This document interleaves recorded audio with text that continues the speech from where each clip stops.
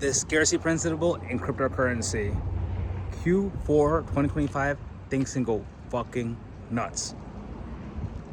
So the scarcity principle applies to everything, but let's take a step back. I have a friend of mine from back when I used to live in Hong Kong. They used to tell me, Mike, life is like a game of Monopoly. We used to talk about entrepreneurship. Life is like a game of Monopoly, and we got in 100 years later before, and then, you know, all the titans and everybody made their money. This applies to real estate. People that got in really 30, 40 years ago are doing very well. Even 10 years ago doing very well. Stock market in the 1920s, 30s, and they fixed it in the 60s, 70s, 80s with the rule changes.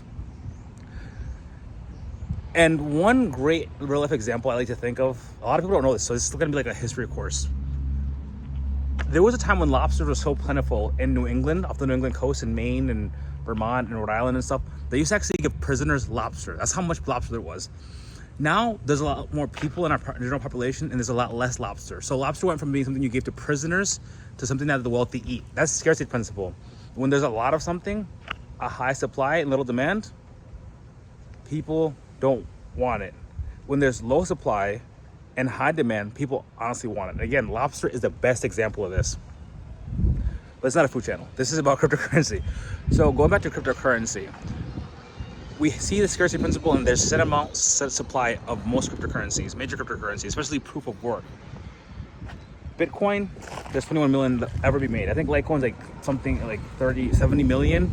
Then you have the same thing with BNB and other projects that, again, you have a set amount. And with proof of work, proof of stake rather, whoever controls the majority of the supply, like for example Ethereum, like Tom Lee likes to say, look him up, great guy, smart guy. Like Tom Lee likes to say, you control the majority of Ethereum, 51%, you can control the amount. You can control if there's more created or if there's less taken out of circulation. So what we're seeing is that treasury companies are buying, right? Again, set supply. Tons of companies are buying millions or billions of blue chips, Ethereum, Solana, Bitcoin, XRP. And soon we have ETFs. Once the XRP and Solana ETFs are all approved, you're going to see more ETF applications, and you're going to see BlackRock, the big player, that hasn't applied for Solana XRP ETF. They're waiting to see how Fidelity's ETF, I think, for Solana does. You're going to see more people buying these projects, which means, again, once they're locked up, it means they're taken out of circulation, which means that somebody owns it, then you cannot buy it. There's none to buy. So whatever is left on the exchange, for example, if there are 21 million Bitcoin, and let's just say, for example, 20 million, let's say that everything's mine, 21 million Bitcoin, and 20 million are already in the cold wallet, cold storage, or are held by institutions or people, individuals, and there's only a million left in the general circulating supply. Every single time that people buy more of it, the price goes parabolic. Why? Because again, there's less of it. Because of the scarcity principle, the way our systems work here in the world, when there's less of something, there's going to be more valuable for each unit that's left over. Again, Bitcoin is the best example of this. I believe in 13 days, Invest Anderson, shout out to him, follow him. He said that we're only going to have 1 million Bitcoin ever left. They're going to be mined in the next 100 something years. But there's almost going to be nothing left on exchanges.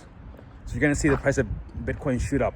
You're going to see this for Solana, Ethereum. They all have set supplies. And again, remember, Tom Lee's buying Ethereum for his company. You're going to see that with Solana as well, because as long as they own 51% of it, you can control the amount that's created. You can control the amount that's in circulating supply. You can actually, I think that they haven't done this yet, but you can actually make it so that there's less, some of this is taken out of circulation. So, scarcity gives things value. Same thing with gold. I made a video in Arizona last year about seashells.